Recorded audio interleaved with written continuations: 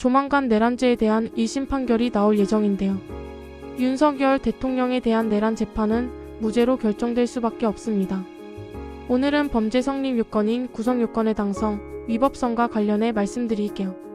구성요건의 당성과 관련 형법 제87조는 내란에 대해 대한민국 영토의 전부 또는 일부에서 국가 권력을 배제하거나 국헌을 문란하게 할 목적으로 폭동을 일으킨이라고 명시하고 있습니다. 하지만 우선 폭동은 없었습니다. 이거 하나만으로 사실상 끝이 난 것입니다. 폭동이 없으면 내란은 아예 성립이 안 되는 것입니다. 이뿐만 아니라 국가 권력을 배제하거나 국헌을 문란하게 할 목적이나 고의가 있었음을 입증할 증거도 아직 나오지 않고 있습니다.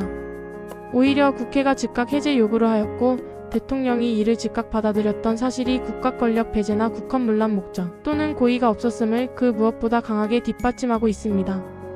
얼마 전에 이재명 대통령에 대한 위증교사 재판에서 당시 판사는 이 대통령의 위증교사 고의가 있었음을 입증하기 어렵다면서 무죄 판결을 내렸습니다.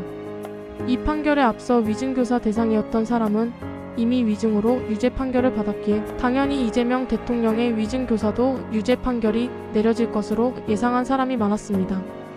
하지만 위증한 사람은 있지만 위증교사한 사람은 없다라는 게 당시 법원의 판단이었습니다. 이 정도로 피고인의 고의 유무를 엄격히 판단하는 것에 비춰볼 때 더더욱 윤석열 전 대통령에게 내란의 고의나 목적이 있다고 할 수 없는 것입니다. 그리고 애초부터 대통령이 내란의 주체가 될 수 없다라는 다수의 판례가 살아있습니다.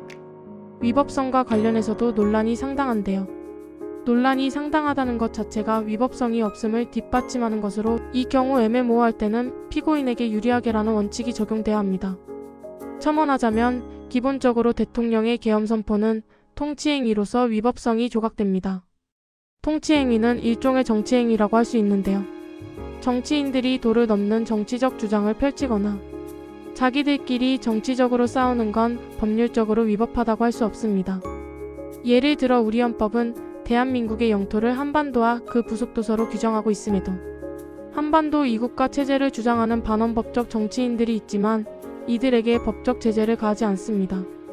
마찬가지로 대통령의 계엄 선포와 그와 관련된 일련의 행위는 정치적 행위로서 위법성이 조각돼야 합니다.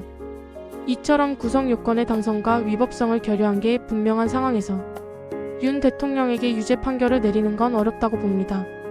그럼에도 법원이 유죄 판결을 내리면 두고두고 논란이 될 것으로 보입니다.